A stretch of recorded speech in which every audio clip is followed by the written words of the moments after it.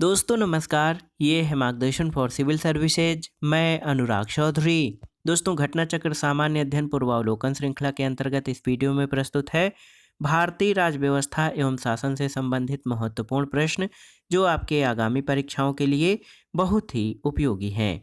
दोस्तों इस वीडियो में हम संसदीय समितियों से संबंधित महत्वपूर्ण प्रश्नों को कवर करेंगे। तो आइए शुरू करते हैं आज का वीडियो। भारतीय राज्य व्यवस्था एवं शासन से संबंधित महत्वपूर्ण प्रश्न। पहला प्रश्न है दोस्तों, भारतीय संसद किस रीति से प्रशासन यानी एडमिनिस्ट्रेशन पर नियंत्रण रखती है? ऑप्शन है आपके संसदीय समितियों के माध्यम से, विभिन्न मंत्रालयों की परामर्शदात्री समितियों के माध्यम से, प्रशासकों से आवधिक प्रतिवेदन भिजवाकर, या कार्यपालिका को रिट जारी करने के लिए बाध्य करके। तो सही उत्तर है दोस्तों, भारतीय संसद संसदीय समितियों के माध्यम से प्रशासन पर नियंत्रण रखती है।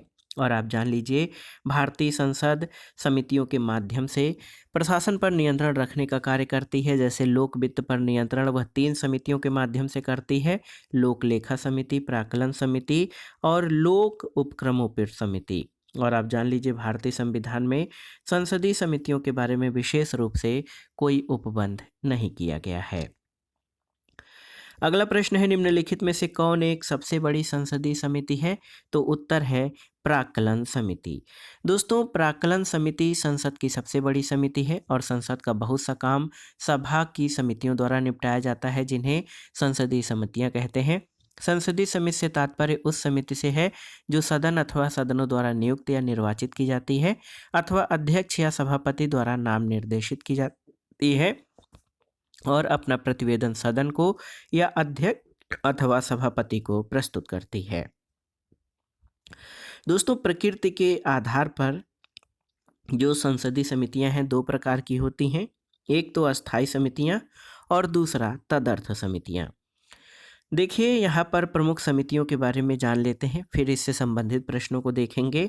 दोस्तों लोक लेखा समिति, इसमें कुल 22 सदस्य होते हैं, जिसमें 15 सदस्य लोकसभा से और 7 राज्यसभा से आते हैं।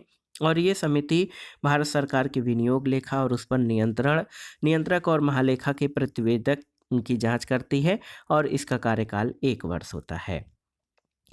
प्राक्कलन समिति, तो इस समिति में सदस्यों की संख्या 30 होती है। ये सबसे बड़ी समिति है। इसके सदस्य केवल लोकसभा द्वारा निर्वाचित होते हैं और इसका कार्यकाल 1 वर्ष होता है। प्राक्कलन समिति ये बताती है कि एस्टीमेट में निहित नीति के अनुरूप क्या मितव्ययिता बरती जा सकती है, क्या संगठन कार्यकुशलता और प्रशासन में क्या क्या सुधार किए जा सकते हैं।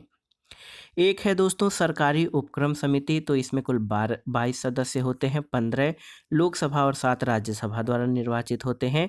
इसका कार्यकाल 1 वर्ष के लिए होता है और ये समिति सरकारी उपक्रमों के प्रतिवेदनों और लेखाओं की जांच, यदि सरकारी उपक्रमों के संबंध में भारत के नियंत्रक महालेखा परीक्षक की कोई रिपोर्ट हो तो उसकी भी जांच करती है और सरकारी उपक्रमों की स्वायत्तता और कार्यकुशलता के संबंध में भी ये जांच करती है। इसके अलावा ये तीनों समितियां सार्वजनिक व्यय पर संसदीय नियंत्रण का अंग हैं, जबकि भारत का नियंत्रक और महालेखा परीक्षक संघ तथा राज्य दोनों के लेखाओं के परीक्षण का कार्य करता है। इसके अलावा एक याचिका समिति है। इसके सदस्यों की संख्या लोकसभा में 15 और राज्यसभा से 10 होती है। इसके सदस्य अध्यक्ष या सभापति द्वारा नाम निर्देशित होते हैं। इसका कार्यकाल नियत नहीं होता है। पुनर्गठन किए जाने तक ये समिति बनी रहती है और इस समिति का कार्य लोकसभा या राज्यसभा को प्रस्तुत की गई याचिकाओं पर विचार और प्रतिवेदन प्रस्तुत करना है। अगला प्रश्न है दोस्तों, भारतीय संसद की सबसे बड़ी समिति कौन सी है? तो प्राक्कलन समिति। प्राक्कलन समिति में लोकसभा द्वारा ही केवल लोकसभा से कुल 30 सदस्य होते हैं। अगला प्रश्न है दोस्तों, प्राक्कलन समिति का कार्यकाल कितना होता है? आपको बताना है। तो सही उत्तर है, प्राक्कलन समिति 1 वर्ष के लिए गठित की जाती है। अगला प्रश्न है, निम्नलिखित में से कौन सा सार्वजनिक व्यय पर संसदीय नियंत्रण का अंग नहीं है? आपको बताना है। देखिए लोक लेखा समिति तो है, नियंत्रक और महालेखा परीक्षक नहीं है, प्राक्कलन समिति भी है और सार्वजनिक उपक्रम समिति। तो सही उत्तर है ऑप्शन बी। दोस्तों नियंत्रक और महालेखा परीक्षक सार्वजनिक व्यय पर संसदीय नियंत्रण का अंग नहीं है, बल्कि ये सभी लेखाओं की जांच करता है और परीक्षण करता है। अगला प्रश्न है, संसद की अस्थायी समिति के सदस्यों को लोकसभा और राज्यसभा से किस अनुपात में लिया जाता है? तो सही उत्तर है क्रमशः 2 और 1 के अनुपात में। दोस्तों, आप जान लीजिए संसदीय समितियों को मुख्यतः 2 भागों में बांटा जाता है, अस्थायी समिति और तदर्थ समिति। सदन विशेष की अस्थायी समितियों तथा कुछ अपवाद स्वरूप कुछ विशिष्ट समितियों को छोड़कर संसद के दोनों सदनों के सदस्यों से मिलकर बनने वाली सभी अस्थायी समितियों में लोकसभा और राज्यसभा के सदस्यों का अनुपात लगभग 2 और 1 का होता है। अगला प्रश्न है, निम्नलिखित कथनों पर विचार कीजिए। 2 कथन दिए गए हैं। पहला कथन है कि लोक लेखा समिति का अध्यक्ष लोकसभा अध्यक्ष द्वारा नियुक्त किया जाता है। बिल्कुल सही है। दूसरा है कि लोक लेखा समिति में लोकसभा सदस्य, राज्यसभा सदस्य और उद्योग तथा व्यापार से कुछ जाने माने व्यक्ति शामिल होते हैं। तो लोकसभा समिति में 15 सदस्य लोकसभा से और 7 सदस्य राज्यसभा से होते हैं। तो केवल और केवल 1 आपका सही है। और आप जान लीजिए दोस्तों कि लोक लेखा समिति का मुख्य कार्य भारत सरकार की विनियोग लेखाओं पर नियंत्रण और महालेखा परीक्षक के प्रतिवेदन की समीक्षा करना है। और इस समिति में कुल 22 सदस्य होते हैं, 15 लोकसभा से और 7 राज्यसभा से आनुपातिक प्रतिनिधित्व की एकल संक्रमणी मत पद्धति द्वारा चुने जाते हैं। लोक लेखा समिति के अध्यक्ष के रूप में लोकसभा अध्यक्ष द्वारा परंपरा के अनुसार विपक्ष के किसी नेता को चुना जाता है। कथन 1 सही है, कथन 2 आपका गलत है। अगला प्रश्न है, लोक लेखा समिति के लिए लोकसभा से कितने सदस्य निर्वाचित किए जाते हैं? तो सही उत्तर है 15 सदस्य लोकसभा से और 7 राज्यसभा से। अगला प्रश्न है, भारतीय संसद की लोक लेखा समिति संवीक्षा करती है किसकी? तो आप जानते हैं सीएजी रिपोर्ट या नियंत्रक और महालेखा परीक्षक के प्रतिवेदन की जांच करती है लोक लेखा समिति। अगला प्रश्न है दोस्तों, निम्न कथनों पर विचार कीजिए। 3 कथन दिए गए हैं यहाँ पे। लोक लेखा तथा सार्वजनिक उपक्रम समितियों में राज्यसभा के सदस्य भी संबंधित होते हैं, जबकि प्राक्कलन समिति के लिए सदस्य केवल लोकसभा से लिए जाते हैं। ये बिल्कुल सही है। संसदीय कार्य मंत्रालय कुल मिलाकर संसदीय कार्यों की मंत्रिमंडलीय समिति के निर्देशन में कार्य करता है। बिल्कुल सही है। और तीसरा है, विभिन्न मंत्रालयों में भारत सरकार द्वारा गठित समितियों, परिषदों, मंडलों और आयोगों के सदस्यों को संसदीय कार्य मंत्री नामित करता है। तो ये तीनों ही कथन आपके सही हैं। ऑप्शन डी सही उत्तर हो जाएगा। अगला प्रश्न है, संसद की लोक लेखा समिति का मुख्य कार्य क्या है? तो उत्तर है शासन के वित्तीय लेखा और विनिमय तथा कंट्रोलर और ऑडिटर जनरल की रिपोर्ट की संपरीक्षा करना। बहुत ही महत्वपूर्ण प्रश्न है। आप जान लीजिए संसद की लोक लेखा समिति के जो कार्य हैं वो बहुत ही महत्वपूर्ण है। और आप जान लीजिए दोस्तों, लोक लेखा समिति जिसको शॉर्ट में पीएसी यानी पब्लिक अकाउंट कमेटी कहा जाता है, ये लोक व्यय पर नियंत्रण रखने वाली संसदीय समिति है। इसमें लोकसभा के 15 और राज्यसभा के 7 सदस्य समेत कुल 22 सदस्य होते हैं और इसका उद्देश्य लोक व्यय के दुरुपयोग और अनियमितताओं को सदन के समक्ष उजागर करना होता है। यह उन लोक प्राधिकारियों के विरुद्ध कार्रवाई की भी सिफारिश करती है जो व्यय के दुरुपयोग के लिए उत्तरदायी पाए जाते हैं। ये समिति सरकार के विनियोग और वित्त लेखाओं की जांच करती है और नियंत्रक और महालेखा परीक्षक की रिपोर्ट को आधार बनाकर लोक व्ययों का परिरक्षण करती है। सामान्यतः विपक्ष के लोकसभा सदस्य को इसका अध्यक्ष नियुक्त किए जाने की प्रथा है। तो आप जान लीजिए लोकसभा का जो लोक लेखा समिति का जो अध्यक्ष होता है उसको लोकसभा अध्यक्ष द्वारा विपक्ष के नेता को ही चुना जाता है। लोक लेखा समिति अपनी रिपोर्ट लोकसभा के स्पीकर को प्रस्तुत करती है। अगला प्रश्न है, सार्वजनिक लेखा समिति अपनी आख्या प्रस्तुत करती है किसको? तो सही उत्तर क्या हो जाएगा दोस्तों? इम्पॉर्टेंट प्रश्न है। सार्वजनिक लेखा समिति अपनी आख्या संसद को प्रस्तुत करती है। अगला प्रश्न है, लोक लेखा समिति अपनी रिपोर्ट प्रस्तुत करती है किसको? तो आप जान लीजिए लोक लेखा समिति दोस्तों अपनी रिपोर्ट जो है वो लोकसभा अध्यक्ष यानी लोकसभा स्पीकर को प्रस्तुत करती है। अगला प्रश्न है, लोक लेखा समिति की रिपोर्ट प्रस्तुत की जाती है। तो सही उत्तर है लोकसभा में। और अगला प्रश्न है, लोक लेखा समिति के संबंध में इस कथन पर विचार कीजिए। कौन सा ऑप्शन सही होगा? तो सही उत्तर हो जाएगा ऑप्शन बी 15, 7, 22। तो पब्लिक अकाउंट कमेटी दोस्तों, पीएसी में कुल जो है कितने 15 सदस्य लोकसभा से, 7 राज्यसभा से, टोटल 22 मेंबर होते हैं लोक लेखा समिति में। अगला प्रश्न है, निम्नलिखित कथनों पर विचार कीजिए। लोक लेखा की संसदीय समिति, लोक लेखा की संसदीय समिति और लोकसभा के अधिकतम 25 सदस्यों से गठित होती है। दूसरा है कि सरकार के विनियोग तथा वित्त लेखाओं की जांच करती है, बिल्कुल सही। भारत सरकार के नियंत्रक महालेखा परीक्षक की रिपोर्ट की जांच करती है, तो बिल्कुल सही। केवल 2 और 3 आपके सही हैं, ऑप्शन बी सही उत्तर हो जाएगा। अगला प्रश्न है दोस्तों, बहुत ही महत्वपूर्ण प्रश्न है कि भारतीय संसद की लोक लेखा समिति के अध्यक्ष को कौन मनोनीत करता है? तो सही उत्तर है लोकसभा अध्यक्ष। संसद के लोकसभा अध्यक्ष को लोकसभा का अध्यक्ष नामित करता है। अगला प्रश्न है, सूची 1 का सूची 2 से सुमेलन करना है और दिए गए कोड से सही उत्तर का चयन करना है। बहुत ही महत्वपूर्ण प्रश्न है दोस्तों। लोक लेखा समिति, तो लोक लेखा समिति एक वित्तीय समिति है। याचिका समिति ये आपकी कार्यकारी समिति है। स्टॉक बाजार स्कैम संयुक्त समिति जो है ये एक तदर्थ समिति है। और विभागीय समितियों में स्टैंडिंग कमेटी। तो 3, 4, 1 और 2, देखिए 3, 4, 1 और 2 आपका सही उत्तर हो जाएगा। अगला प्रश्न है दोस्तों, राज्यसभा के सदस्यों को संबद्ध नहीं किया गया है पब्लिक अकाउंट कमेटी से, एस्टीमेट कमेटी से, सार्वजनिक उद्यमों की कमेटी से। तो अपने उत्तर दीजिए कि इसमें से कौन सा उत्तर आपका सही होगा, कौन सा उत्तर इसमें आपका महत्वपूर्ण है। तो सही उत्तर है दोस्तों, राज्यसभा के जो सदस्य होते हैं, राज्यसभा के सदस्य वो जो है एस्टीमेट कमेटी से जो है प्राक्कलन कमेटी से संबंधित नहीं है।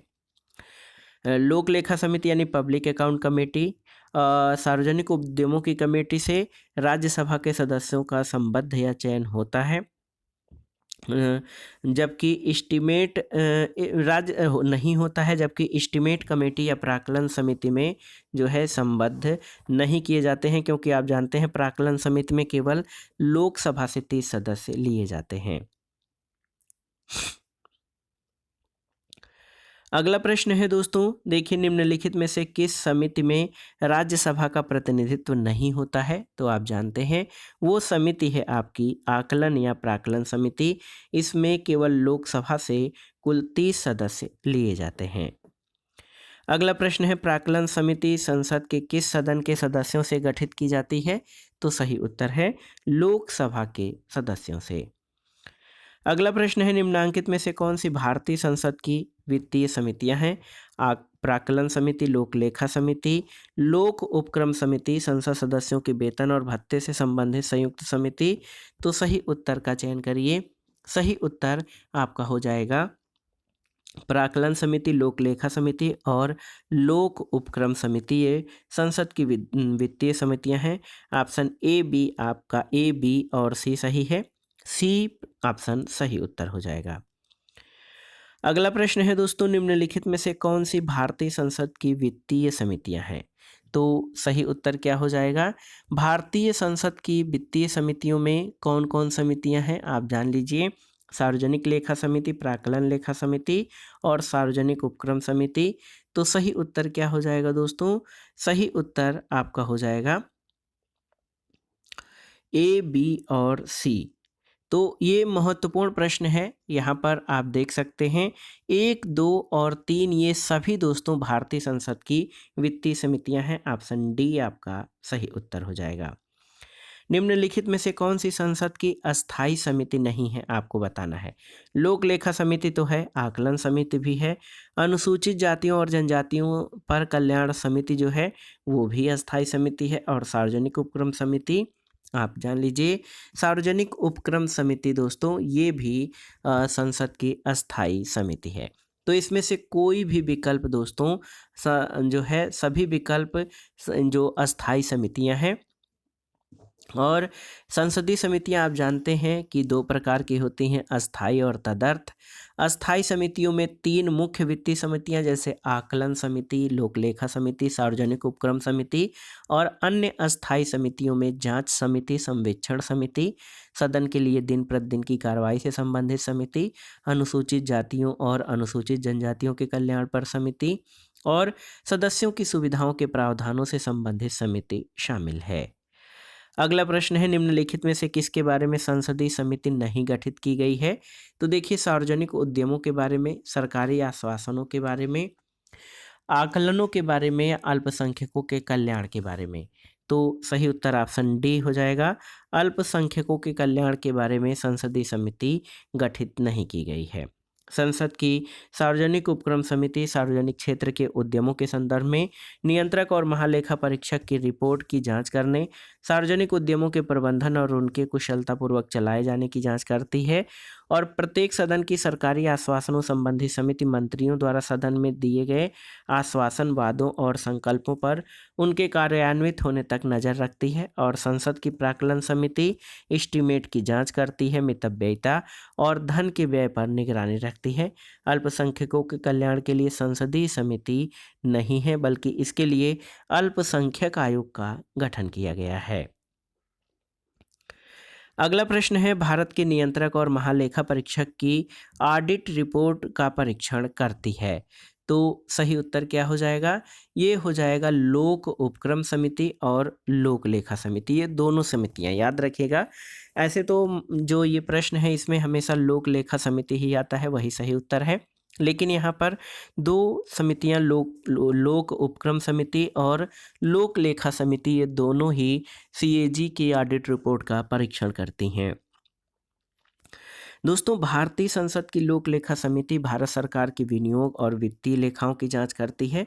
नियंत्रक महालेखा परीक्षक की ऑडिट रिपोर्ट को आधार मानकर लोक व्ययों का जो प्रतिरक्षण है वो करती है। इसके अलावा संसद की लोक उपक्रम समिति सार्वजनिक क्षेत्र के संदर्भ में नियंत्रक महालेखा परीक्षक की ऑडिट रिपोर्ट का परीक्षण करती है। तो दो विकल्प इसके सही हैं, ए और सी।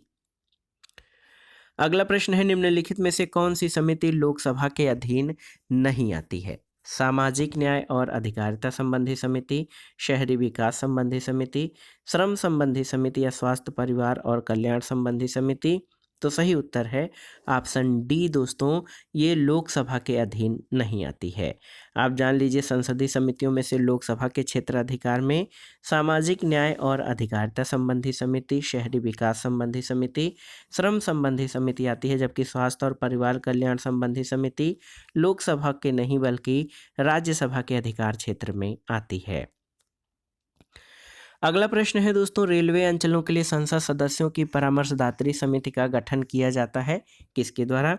तो सही उत्तर है संसदीय कार्य मंत्रालय के द्वारा। दोस्तों, संसदीय कार्य मंत्रालय रेलवे के प्रत्येक जोन के लिए सलाहकारी समिति का गठन करता है और इसमें संबंधित जोन की सीमा से चुने गए सांसद सदस्य होते हैं।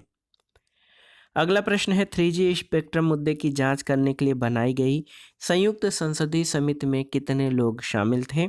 तो सही उत्तर है 20 सदस्य लोकसभा से और 10 सदस्य राज्यसभा से इसमें शामिल किए गए थे। और आप जान लीजिए, 2G स्पेक्ट्रम घोटाला दोस्तों बहुत ही महत्वपूर्ण है। इसमें बहुत ही महत्वपूर्ण प्रश्न है। 20 सदस्य लोकसभा से 10 राज्यसभा से घोषित किए गए थे, ऑप्शन बी। और 2G स्पेक्ट्रम घोटाले की जांच के लिए जेपीसी यानी संयुक्त संसदीय समिति के प्रस्ताव को लोकसभा द्वारा 24 फरवरी 2011 को और राज्यसभा द्वारा 1 मार्च 2011 को पारित किया गया और 4 मार्च 2011 को संयुक्त संसदीय समिति गठित की गई।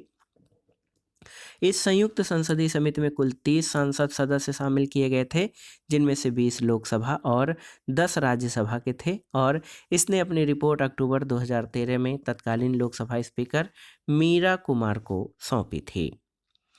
अगला प्रश्न है, 2G स्पेक्ट्रम कांड की जांच करने के लिए बनी संसद की संयुक्त समिति के अध्यक्ष कौन थे? तो सही उत्तर है पीसी चाको। अगला प्रश्न है, भारत की संसद के संदर्भ में निम्नलिखित में से कौन सी संसदीय समिति इसकी समीक्षा करती है और सदन को सूचित करती है कि जो नियम, विनियम, उपनियम, उपविधि आदि बनाने की शक्तियां संविधान द्वारा प्रदत्त हैं या सदन द्वारा प्रत्यायोजित हैं, उनका कार्यपालिका द्वारा इन प्रत्यायोजनों या डेलीगेशन की परिधि के भीतर उचित प्रयोग हो रहा है। तो सही उत्तर है अधीनस्थ विधान संबंधी समिति के बारे में। दोस्तों जान लीजिए, अधीनस्थ या प्रत्यायोजित विधान उन नियमों, विनियमों, उपनियम, उपविधियों आदि को कहा जाता है जो कि संसद द्वारा किसी अधीनस्थ को प्रत्यायोजित की गई विधायी कृत्य के अनुसरण में निर्मित किया जाता है। अधीनस्थ विधान संबंधी समिति ही सदन को सूचित करती है कि प्रत्यायोजित शक्तियों का प्रयोग प्रत्यायोजनों की परिधि के भीतर उचित रूप में हो रहा है। अगला प्रश्न है, निम्नलिखित में से कौन सी संसदीय समिति कार्यपालिका को नियम, विनियम बनाने के लिए प्रत्यायोजित शक्ति से संबंधित है? देखिए, कार्यकारी विधान पर समिति, अधीनस्थ विधान पर समिति, प्रशासकीय विधान या प्रत्यायोजित विधान। तो सही उत्तर है दोस्तों अधीनस्थ विधान की समिति। याद रखिएगा दोस्तों, अधीनस्थ विधान की समिति जो है कार्यपालिका को नियम, विनियम बनाने के लिए प्रत्यायोजित की जाती है। अगला प्रश्न है कि भारत में दूरसंचार, बीमा, विद्युत जैसे क्षेत्रों में स्वयं नियामकों द्वारा पुनरीक्षण निम्नलिखित में से कौन करता है? तो यहाँ पर देखिए, संसद द्वारा गठित तदर्थ समितियाँ बिल्कुल सही है। संसदीय विभाग के संबंध में अस्थायी समितियाँ, तीसरा जो है वित्त आयोग है, चौथा वित्तीय क्षेत्र विधायी सुधार आयोग और पांचवा नीति आयोग। तो इसमें से आपको बताना है कि भारत में दूरसंचार, बीमा, विद्युत आदि क्षेत्रों में स्वतंत्र नियामकों का पुनरीक्षण किया जाता है। कैसे? तो संसद द्वारा गठित तदर्थ समितियों के माध्यम से, और आप जान लीजिए संसदीय विभाग संबंधी अस्थायी समितियां 2 के माध्यम से। तो 1 और 2 आपका सही उत्तर हो जाएगा। दोस्तों आप जान लीजिए कि भारत में दूरसंचार, बीमा, विद्युत आदि जैसे क्षेत्रों में स्वतंत्र नियामकों का पुनरीक्षण संसद द्वारा गठित तदर्थ समितियों और संसदीय विभागों संबंधी अस्थायी समितियां करती हैं। इनके पुनरीक्षण से वित्त आयोग, वित्तीय क्षेत्र विधायी सुधार आयोग और नीति आयोग से संबंधित नहीं है।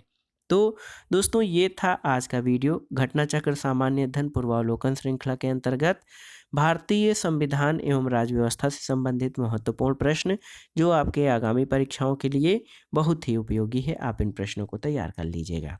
दोस्तों वीडियो आपको कैसा लगा हमें कमेंट बॉक्स में ज़रूर बताइएगा। वीडियो को लाइक करें, शेयर करें और इस चैनल मार्गदर्शन फॉर सिविल सर्विसेज को सब्सक्राइब करें। वीडियो देखने के लिए धन्यवाद दोस्तों। नमस्कार।